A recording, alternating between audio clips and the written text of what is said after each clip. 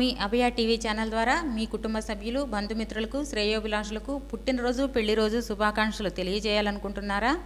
అయితే 3 రోజుల ముందుగానే మీ కలర్ ఫోటోతో పాటుగా వివరాలను మా వాట్సాప్ నెంబర్కు పంపించగలరు. మా వాట్సాప్ నెంబర్ 9346337110. ఈ అవకాశం కేవలం తెనాలి నియోజకవర్గ ప్రజలకు మాత్రమే. హాయ్, హలో, నమస్తే. అభయ టీవీకి స్వాగతం.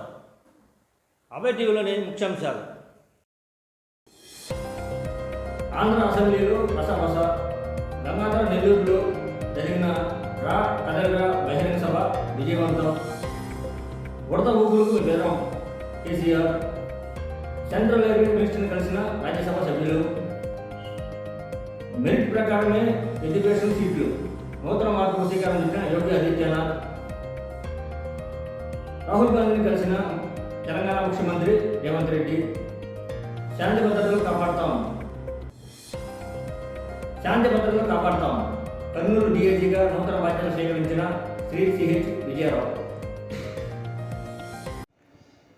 చిత్తూరు జిల్లా గంగాధర నెల్లూరులో టీడీపీ పార్టీ అధినేత చంద్రబాబు నాయుడు రా కదలిరా బహిరంగ సభ నిర్వహించారు. ఈ సందర్భంగా వారు మాట్లాడుతూ మూసి ఉన్న షుగర్ ఫ్యాక్టరీలను తెరిపిస్తామని, రైతుల కోసం పొలాల వద్ద సోలార్ పవర్ ప్లాంట్లను ఏర్పాటు చేసి రైతులు వినియోగించుకోగా మిగిలిన కరెంటును ఇతర అవసరాలకు వినియోగించుకునేలా చేస్తామని, పేదలు లేని రాష్ట్రంగా ఆంధ్రప్రదేశ్ను తయారు చేస్తానని హామీ ఇచ్చారు. గంగాధర నెల్లూరు, జీడి నెల్లూరు, రా కదిలిరా పిలిపిస్తే నా జీవితంలో ఎప్పుడూ లేని స్పందన. ఈ జిల్లాలోనే పుట్టా, ఈ జిల్లాలోనే పెరిగా, మీ దగ్గరే రాజకీయాలు ఓనామాలు నేర్చుకున్నా. రాష్ట్రంలో ఎవరికి దక్కని గౌరవం మీ దయ వల్ల నాకు వచ్చింది. అలాంటి నేను ఇక్కడికి వచ్చినప్పుడు నేనే సినిమా యాక్టర్ని కాదు, నేను మీకు కొత్త కాదు, కానీ మీలో ఒక పట్టుదల. తెలుగుదేశం జనసేన రావాలనేది మీ అందరి సంకల్పం.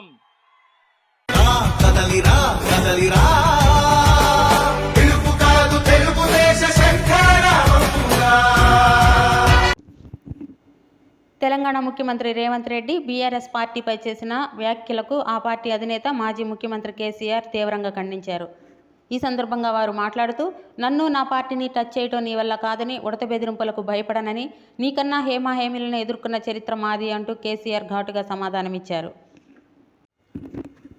తెలంగాణ రైతాంగ ప్రయోజనాలకు నష్టం వాటిల్లేలా కృష్ణా ప్రాజెక్టులను కేఆర్ఎంబీకి అప్పగిస్తూ కాంగ్రెస్ ప్రభుత్వం అనుసరిస్తున్న తెలంగాణ వ్యతిరేక వైఖరిని ఖండిస్తూ కేంద్రం నుండి తెలంగాణ సాగునీటి హక్కులను కాపాడుకునేందుకు ఈ నెల 13న నల్గొండలో భారీ బహిరంగ సభ నిర్వహిస్తున్నట్లు బీఆర్ఎస్ అధినేత శ్రీ కేసీఆర్ ప్రకటించారు.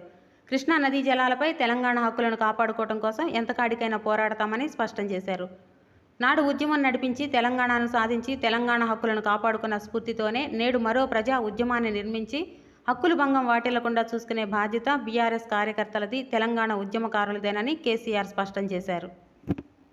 ఇది అత్యంత ప్రాధాన్యత కలిగినటువంటి సమావేశం. ఈ సమావేశంలో సుదీర్ఘంగా చర్చించిన తర్వాత నిర్ణయించింది ఏంటంటే, రేపు 13వ తేదీ నాడు నల్లగొండ పట్టణ కేంద్రంలో ఒక భారీ బహిరంగ సభతో మరోసారి కృష్ణా జలాలకు సంబంధించినటువంటి అంశం మీద ఉద్యమానికి శ్రీకారం చుట్టడానికి పూనుకుంటున్నాం. నల్లగొండ సభ మరోసారి ఉద్యమ శంఖారావాన్ని పూరించనున్నది. ఇది కేంద్ర రాష్ట్ర ప్రభుత్వాల మీద అవసరమైన ఒత్తిడిని తీసుకొని వచ్చి తెలంగాణ ప్రజల ప్రయోజనాలు నెరవేరేటట్లుగా ఉద్యమానికి శ్రీకారం చుట్టాలని చెప్పి నిర్ణయించడం జరిగింది. చిలకలూరుపేట పట్టణం 13వ వార్డుకి చెందిన టీడీపీ కార్యకర్త షేక్ సిద్దయ్య ప్రమాదవశాత్తు గాయపడ్డారు. వారి కుటుంబానికి ప్రతిపాటి ఫౌండేషన్ ద్వారా 10,000 రూపాయల ఆర్థిక సహాయాన్ని 13వ ward president Sheikh Abdul Rahim cluster in charge Mulla Karimulla తదితర తెలుగుదేశం పార్టీ నాయకులు కుటుంబానికి ప్రగాఢ సానుభూతి తెలిపి వారికి ఆర్థిక సహాయాన్ని అందజేశారు. ఆంధ్రప్రదేశ్ అసెంబ్లీలో బడ్జెట్ సమావేశాలు జరుగుతున్న నేపథ్యంలో గవర్నర్ ప్రసంగంలో తప్పులు తటుకుగా ఉందని టీడీపీ నాయకులు తీవ్ర అభ్యంతరాన్ని తెలుపుతూ అసెంబ్లీలో గందరగోళాన్ని సృష్టించారు. ఈ పరిస్థితుల్లో టీడీపీ నాయకులు అచ్చెన్నాయుడు, అనగాని సత్యప్రసాద్ తదితర ఎమ్మెల్యేలు అసెంబ్లీ నుండి వాకౌట్ చేశారు. అనంతరం సీఎం జగన్మోహన్ రెడ్డి మాట్లాడుతూ, గత ప్రభుత్వ విధానాల కారణంగా విద్యా వ్యవసాయ రంగాలు మహిళా సాధికారత వంటివి కుదేలయ్యాయని సీఎం జగన్ ఆరోపించారు. అసెంబ్లీలో మాట్లాడుతూ 87,612 కోట్ల వ్యవసాయ రుణాలు మాఫీ చేస్తానని చెప్పి రైతులను చంద్రబాబు మోసం చేశారని, 5 ఏళ్లలో 15,000 కోట్లు కూడా ఇవ్వలేదని, డ్వాక్రా రుణాల మాఫీ పేరుతో మహిళలను దగా చేశారని మండిపడ్డారు. హైదరాబాద్ను కోల్పోవడంతో 10 ఏళ్లలో 1,30,000 కోట్ల నష్టపోయామని సీఎం జగన్ తెలిపారు. ఆ మొత్తం ఉంటే ఎంతో వెసులుబాటు ఉండేదని, రాష్ట్రాన్ని అడ్డగోలుగా విభజించి కనీసం ప్రత్యేక హోదా చట్టంలో పెట్టి ఉంటే కోర్టును వెళ్లి సాధించుకునే వీలుండేదని, మన మీద ఆధారపడే కేంద్ర ప్రభుత్వం ఏర్పడే వరకు హోదా ఎండమావిగా కనిపిస్తుందని, కేంద్రంలో మెజార్టీ రావద్దని మనస్ఫూర్తిగా కోరుకుంటున్నానని పేర్కొన్నారు. ఇదే బడ్జెట్కు మరింత మెరుగులు దిద్ది మళ్ళీ కొలువు తీరబోయే మనందరి ప్రభుత్వం 2024 జూన్లో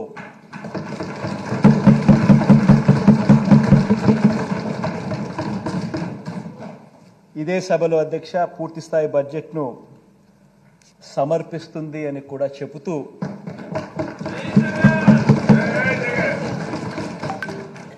గవర్నర్ ప్రసంగానికి ధన్యవాదాలు తెలిపే తీర్మానం మీద ఇక ఆ చర్చలోకి వెళ్తా ఉన్నాం అధ్యక్ష.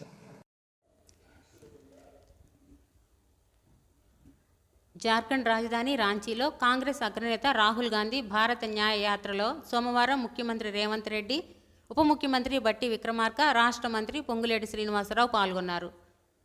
లోక్సభ ఎన్నికలకు సిద్ధమవుతున్న తరుణంలో కాంగ్రెస్ ప్రభుత్వం అమలు చేస్తున్న 2 గ్యారంటీలు మహిళలకు ఉచిత బస్సు ప్రయాణం, రాజీవ్ ఆరోగ్యశ్రీని పరిమితిని 5 లక్షల నుంచి 15 లక్షల రూపాయలకు పెంచి అమలు చేస్తున్న తీరును రాహుల్ గాంధీకి వివరించారు.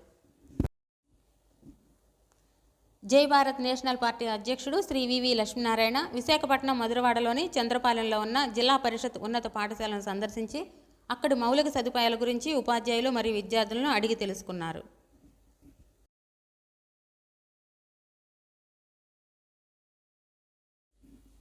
మంగళగిరి జనసేన పార్టీ కార్యాలయానికి డిఎస్సి అభ్యర్థులు తమ సమస్యలను విన్నవించుకోవడానికి రాగా ఆ పార్టీ నాయకులు నాగబాబు వారిని ఆఫీసులోనికి పిలిపించుకొని వారి సమస్యలను అడిగి తెలుసుకున్నారు.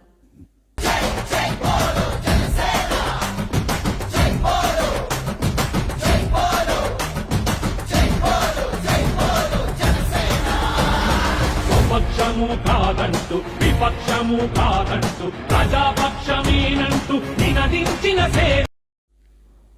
ఢిల్లీలో రైల్వే బోర్డు చైర్మన్ మరియు సీఈఓ శ్రీమతి జయవర్మ సిన్హాను రాజ్యసభ సభ్యులు, కృష్ణా ఎన్టీఆర్ జిల్లాల రీజనల్ కోఆర్డినేటర్ శ్రీ ఆళ్ల అయోధ్య రామిరెడ్డి, విజయవాడ ఎంపీ కేసినేని నాని, సెంట్రల్ నియోజకవర్గ శాసనసభ్యులు మల్లాది విష్ణు, జగ్గయ్యపేట నియోజకవర్గ శాసనసభ్యులు సామినేని ఉదయభాను కుమారుడు కృష్ణప్రసాద్ మర్యాదపూర్వకంగా కలిశారు. ఈ సందర్భంగా ప్రజాప్రతినిధులు కృష్ణా ఎన్టీఆర్ జిల్లాల్లో నెలకొన్న రైల్వే శాఖకు సంబంధించిన సమస్యలను వివరించి వినతి పత్రాన్ని సమర్పించారు. ఎంతో కాలంగా జగ్గయ్యపేట ప్రజలు ఎదురుచూస్తున్న చిరకాల వాంఛైన ప్యాసింజర్ రైళ్ల రవాణా, నూతన స్టేషన్లు, ప్లాట్ఫామ్ నిర్మాణానికి సంబంధించిన టెండర్ల అంశాలను, రైల్వే ట్రాక్ల వద్ద ట్రాఫిక్ నియంత్రణను అవసరమైన చర్యలు తీసుకోవాలని కోరారు. ఆయా అంశాలపై రైల్వే బోర్డు చైర్పర్సన్ మరియు సీఈఓ శ్రీమతి జయవర్మ సిన్హాను సానుకూలంగా స్పందించి సమస్యల పరిష్కారం దిశగా కృషి చేస్తామని తెలిపారు. ఈ సందర్భంగా ప్రజాప్రతినిధులు కృష్ణా ఎన్టీఆర్ జిల్లాలలో నెలకొన్న రైల్వే శాఖకు సంబంధించిన సమస్యలను వివరించి వినతి పత్రాన్ని సమర్పించారు. ఎంతో కాలంగా జగ్గయ్యపేట ప్రజలు ఎదురుచూస్తున్న చిరకాల వాంఛైన ప్యాసింజర్ రైళ్ల రవాణా, నూతన స్టేషన్లు, ప్లాట్ఫామ్ నిర్మాణానికి సంబంధించిన టెండర్ల అంశాలను, రైల్వే ట్రాక్ల వద్ద ట్రాఫిక్ నియంత్రణకు అవసరమైన చర్యలు తీసుకోవాలని కోరారు. ఆయా అంశాలపై సీఈఓ శ్రీమతి జయవర్మ సిన్హాకు సానుకూలంగా స్పందించి సమస్యల పరిష్కారం దిశగా కృషి చేస్తానని తెలియజేశారు. ఉత్తరప్రదేశ్ ముఖ్యమంత్రి యోగి ఆదిత్యనాథ్ తమ రాష్ట్రంలో ప్రైవేట్ డెంటల్ మరియు మెడికల్ కాలేజీల్లో ఎస్సీ, ఎస్టీ, ఓబీసీ కోటాల ద్వారా ప్రవేశం రద్దు చేసి కేవలం మెరిట్ ఆధారంగా మాత్రమే ప్రవేశాలను కల్పించనున్నారు. సబ్జెక్టు మీద పట్టు కోసం ప్రభుత్వం తరపు నుంచి ఉచిత కోచింగ్ ఉంటుందని, రిజర్వేషన్లు ఉండవని ఒక విప్లవాత్మకమైన ఆలోచనతో అత్యంత సాహసోపేతమైన నిర్ణయం తీసుకున్నట్లు సమాచారం. ఓట్ బ్యాంకు కోసం మతాల మధ్య చిచ్చు పెడుతున్న సందర్భంలో అద్భుతమైన సమాజం కోసం వారు సాహసోపేతంగా తీసుకున్న నిర్ణయాన్ని పలువురు మనస్ఫూర్తిగా సమర్థిస్తూ అభినందిస్తున్నారు.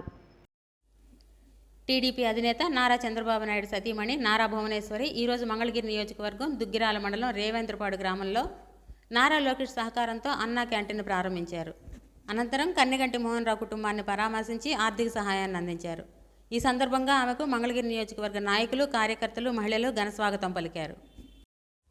విజయవాడ పశ్చిమ నియోజకవర్గం నందలి 49వ డివిజన్ నందు ఈరోజు వైఎస్ఆర్సీపీ సమన్వయకర్త శ్రీ షేక్ ఆసిఫ్ గారి ఆధ్వర్యంలో జరిగిన గడప గడప కార్యక్రమంలో డివిజన్ కార్పొరేటర్ శ్రీ బుల్లా విజయ్ కుమార్, శ్రీమతి పగిడిపాటి చైతన్యరెడ్డి, మహాదేవ అప్పాజీ, ఇతర వైఎస్ఆర్సీపీ నాయకులు, డివిజన్ పెద్దలు, ప్రజాప్రతినిధులు, మైనారిటీ నాయకులు, కార్యకర్తలతో కలిసి పాల్గొని ప్రజా సమస్యలు తెలుసుకొని త్వరితగతిన సమస్యల పరిష్కారం కొరకు అధికారులకు ఆదేశాలు జారీ చేశారు.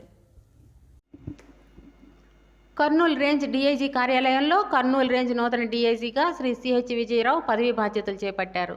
అనంతరం విలేకరుల సమావేశంలో మాట్లాడుతూ కర్నూలు రేంజ్ డీఐజీగా రావటం మంచి అవకాశంగా భావిస్తున్నానని, శాంతి భద్రతల పరిరక్షణ నిర్వహణకు కర్నూలు రేంజ్ పరిధిలోని 4 జిల్లాలైన కర్నూలు, నంద్యాల, కడప, అన్నమయ్య జిల్లాల పోలీసులతో సమన్వయం చేసుకుంటూ ఒక టీం వర్క్గా పనిచేస్తామని, ప్రశాంత వాతావరణకు అన్ని రకాల చర్యలు తీసుకుంటూ ప్రజలకు ఎల్లప్పుడూ అందుబాటులో ఉంటూ రాబోయే ఎన్నికలను దృష్టిలో ఉంచుకొని శాంతి భద్రతలకు ఎలాంటి విఘాతం కలగకుండా గట్టి చర్యలు తీసుకుంటామని, కర్నూలు రేంజ్ పరిధిలో ఉన్న పోలీసు అధికారులతో పాటు ఇతర శాఖల అధికారులను సమన్వయం చేసుకుంటూ పనిచేస్తామని, పోలీసు యంత్రాంగానికి మీడియా సహకారం అందించాలని తెలియజేశారు.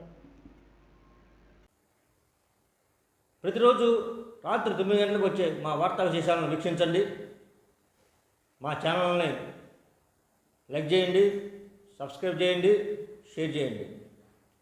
మా ఛానల్ ట్రెండ్ ఫాలో అవ్వద్దు, ట్రెండ్ సెట్ చేస్తుంది. This is Abhay TV channel, don't miss it.